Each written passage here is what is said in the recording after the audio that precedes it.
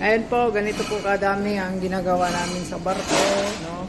Ayan, hanggang doon yan sa dulo, pang barangay.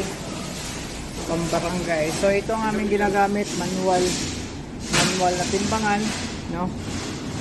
Ayan, oz o ons and pound. Ayan ang ginagamit namin, manual, at ito naman yung do. Hanggang sa dulo po yan, na walang hanggan. Yan, hanggang sa dulo na walang hanggan. Saka dalawang mixer po ang ginagamit namin. Ito naman, meron do dyan. Yan ang white do. Ito, pang sweet do. So, nandito yung mga ingredient gaya ng flour, crushed baguette, biscuit, sugar, natural, 6 green, fresh oil, whole wheat flour. At nandito naman yung oven namin. Ayan, dyan. Today, we will make the pretzel bread. Now, gagamit po tayo ng we will use the dough divider o dough roller. No? Nagagamit na po ako dati sa Dubai, sa Carrefour at saka sa Pilipinas, sa Institute. Meron po silang ganito. Ito yung dough sa pretzel. So, ilagay dito.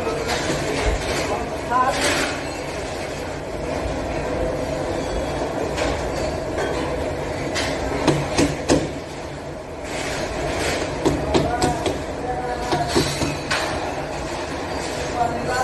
Make sure na ito yung dough nakaano dito sa kanyang ano dito.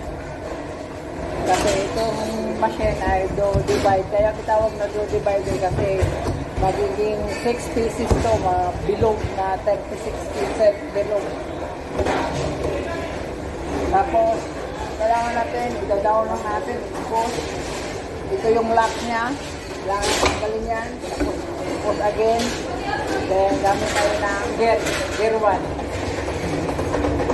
Ayan, ikot-ikot na siya para mahatid siya ng 36 pieces na magkaroon siya ng tinatawag na roll.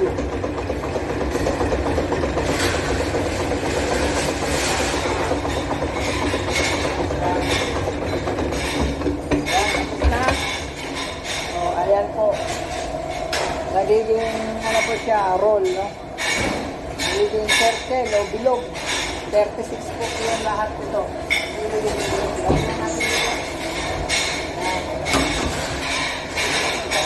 Again.